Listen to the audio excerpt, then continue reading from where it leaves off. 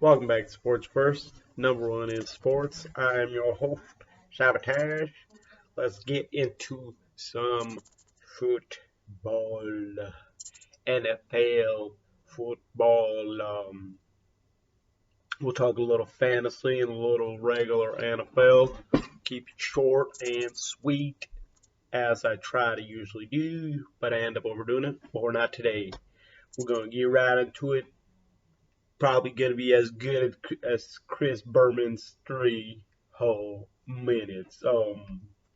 We started off with Thursday. We're not going to talk about this Monday game because I'm doing it on Tuesday on Mondays, but it's before the game. So we started off with Joey Burrito versus Trevor Lawrence.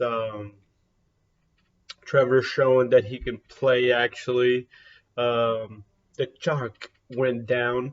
If any of y'all had Chark starting, DJ, I don't know if most of y'all would. I mean, I had to in my fantasy league because I had T. Higgins, who was also out during this, who was already out before the injury or before this game, and Chark was my other one. I had Mecole Hardman, I had Ingram, and a couple other players, but I thought that none of those players would put up the numbers, but I was correct on that because I had Miles Gaskin on the bench, I had Jamal Williams, I had Hardman and Mark Ingram. I don't know, I don't know, for some reason I was thinking about, I think Mark Ingram should be safe to drop now. I mean, he just that with four running backs on like 4 or 3 possible starters, or I mean, they've always kind of all been backup except David Johnson. David Johnson was a starter, but we all know how that happened or what happened with that situation with the big trade with D Hop and all that other stuff. Coach got fired for that. And then they got Rex Burkhead, and then they got Mark Ingram, and they got somebody else that's like wild. That I don't understand why they got so many running backs that are maybe they just got good deals for all. I mean, they're all just taking, either some of them are taking cuts. I feel like some of the players shouldn't be, or they should have, be a running back or like a starter running back or a second running back to a backup running back to any NFL team. Um, but back to the NFL, yeah. So I had that, but dang, that the worst part about Shark getting injuries, it was in the first play of the game. So fantasy wise, you'd be getting 0 points from him. So I had already thought my game was over, but surprisingly, I kind of have a stacked team in a way. A stacked team. I mean, I have DJ Moore, I have Judd Jefferson, I guess Mike Gesicki isn't the. I guess he's pretty good, but he does sometimes he doesn't get the target, and sometimes he does. Pretty much, I just got saved, with that late touchdown, and pretty much it was the ending of the game. Just Jacoby wasn't having the greatest game. Daniel Jones had a really good game. He's looking like a legit player, I guess, for fantasy. But I mean, they did get their first win against a pretty good Saints team, which is weird Saints team that's on and off, with Jameis Winston. Feel like they could have won that. They did beat the Packers for Josh's sake. Derrick Henry putting up 105, one rushing touchdown. Without Derrick Henry, the Titans, I do believe the Titans would be 0-4 right now. I mean, I don't know how they wouldn't be 0-4. I mean, because if you've watched, pretty much Derrick Henry's been carrying them. CEH Clyde putting up pretty good numbers. Disappointing season so far for Mike Davis. Aaron Jones didn't have the greatest game. Tannehill's been iffy. Other players. The king of kings, king of fantasy this week was most definitely Tyreek Trillville Hill with how much yards did he put up? 11 receptions with 186. A couple of them were like, I don't know. It always seems like Tyreek Hill is open, or he just seems to find himself. I don't know if it's his speed and all that, But whatever it is he just always finds himself. It looks like he's wide open, even though he's not. But there was a couple plays that looked like he was wide open. I don't know how. I mean, maybe it was the full blitz, but still, I don't know how and how you're gonna let somebody like Tyreek Hill be left all alone. But yeah, 47.6 points from Trail Hillville, Tyreek Hill. That was a lot of trail in the Ville and the hill. But I'm not sure who has the biggest game. I'm not 1,000. I'm not 90%, 1,000% sure that it was Tyreek Hill with the 47.7 he had in fantasy. This is ESPN fantasy. I'm talking.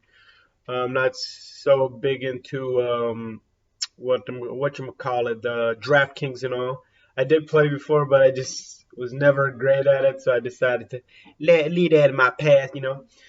I guess I won like once, but I ended up just losing anything or all the money that I had in my account, as in the DraftKings account. It wasn't like it was.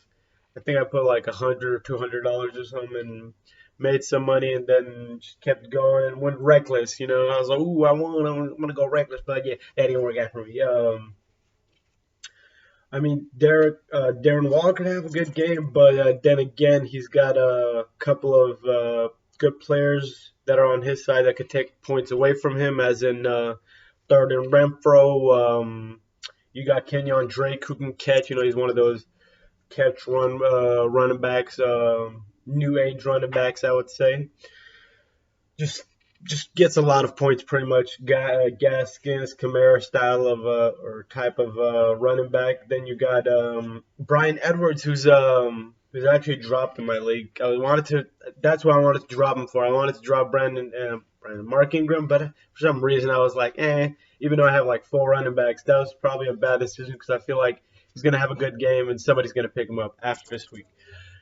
Even though that game hasn't happened yet, but and then they got Ruggs also. Wait, is that Henry Ruggs on the Raiders? I'm like 1,000% it's Henry Ruggs. But he hasn't been living up to. I mean, he's supposed to be a top wide receiver, Henry Ruggs.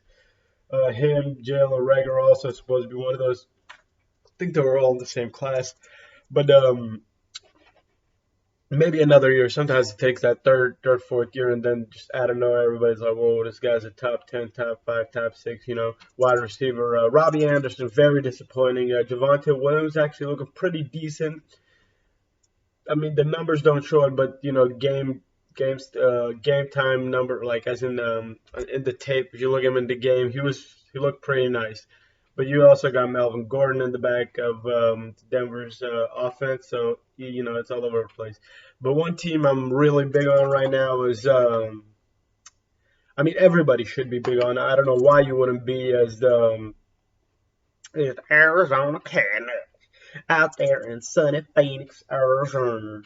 I mean, I don't know why nobody would or why anybody wouldn't be, because I mean, just defensively, they're legitness. Offensively, they got weapons everywhere, man. They're 4-0, 3-0, 3. That's the big thing I didn't realize. They're 3-0 away. That's something special right there. Going away and winning all three games. Dang, that's crazy. No other team in the NFL has won two away. Well, in their division in the NFC, nobody else has won. I guess in the AFC it's a little different because Broncos won two away, Chargers won two away, and yeah, that's about it. So three teams that are perfect away, and I mean the away record matters 100% more than I mean your all around record matters, but the away record is what really matters because that's pressure situation, no. But three no away and 1-0 at home, 4-0 in total. You got a good wide receiving core, just all around offense legit. You got a tight end as in Williams, and you got Chase Edmonds playing really well as more of get you a couple of yards in the middle of the field or not not in the goal line area. I mean that's pretty much that's a job for bigger bigger running back, as in James Conner, which that's what he's been doing. James Conner's been awesome. I don't think it was a mistake from Pittsburgh to let him go because they already had Snell and they got Najee Harris, who's pretty good himself, to be honest, because he can also catch and he can run. So it wasn't really like too much they could have done about that, and I feel like James Conner's probably going to be. I wouldn't be surprised. Maybe I don't know what the contract situation is, to be honest. So if he just signed a 1 year and he took gamble on himself, 1 year and then get another one. But yeah, Cowboys actually looking pretty decent, 1-1 away. Defense is looking real nice. Trevion Diggs, oh my god, Mans has caught what like five takeaways, five interceptions, and two of them were against a really well. A year back we wouldn't say that good of a quarterback, but now where everybody knows that Sam Darnold's actually not that bad of a quarterback. It's just the New York Jets, man.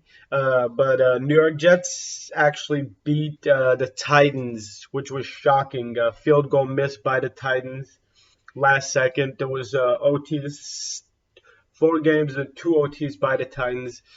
Yeah, like I said, I feel like Titans should be 0-4. Without Derrick Henry, they'd be 0-4.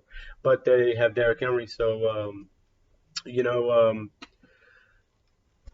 other teams. Oh yeah, well, I was trying to get a point out with Zach Wilson. Zach Wilson's actually not that bad of a quarterback. I mean, a lot of people are kind of pooping on him, dumping on him.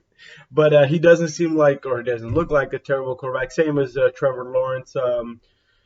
I mean, he can sling that thing, with the arm he's got. He got that bang. He's got the gun, and he's shooting them. I mean, really, he didn't really have. I mean, when Jameson Crowder came back up, but then again, this Titans defense had the greatest defense. It doesn't look like it's the greatest defense because there were some balls that could have been intercepted, but they weren't. They were just like, I guess maybe it was just the addition of Jameson Crowder and just made it like a little bit harder for the coverage team, with Jameson and the other. I think it's more the other wide receiver, and they got another one. I totally forget who the other one is right now. Seahawks got a low. Wait, did they? No, they actually got the win against the Rams. They attempted, I think the Rams attempted a onside and ended up pretty much losing that game. Uh, wait, that was the 49ers versus. Yeah, okay, yeah, see, I totally messed up. Cardinals versus Rams. Cardinals won. That was a big game, I guess. Actually, yeah, that was a big game. And then the Seahawks lost to, oh no, Seahawks beat the 49ers. So 49ers 2 in a row, one against the Pack and one against the Hawks. I think Lockett was injured, I think he still played. Actually, no, he didn't play, or something like that. I forget 100%. I'm not 100% at the moment. But other news: Tom Brady versus Billy Belichick. That was a pretty decent game, I guess. I mean, we all kind of knew it wasn't going to be the highest scoring game, but then again, it could have been ugly for the Pats since they are pretty much a rebuilding team. But Brady just couldn't get the. He did get the best of him by beating him, but it was decided on a field goal, and it wasn't the greatest weather, so that could have turned ugly. I did say Davis Mills is the future of. I do believe that he's the future of Texans. He had a really bad game and really bad weather in Buffalo, so I feel like he should bounce back. I mean, he looked really good against. I think that was the Panthers. He looked really good. I mean, his decision making looked on point and everything, but similar to the Pats during rebuilding, even though they did win one, they were looking really nice with Tyrod Taylor, actually. They were looking really good. They actually had a lead during the second game of the season, and poor Tyrod got that injury, and that's pretty much been it for them ever since. And then Colts, not the greatest situation. I mean, Wentz looks okay, but at the same time, probably would have been. I mean, they did pick up a quarterback also, so they kind of did the planning for the future and all that. I forget. I think it's Sam Ellinger, who former Technical quarterback. But yeah, that's gonna most likely get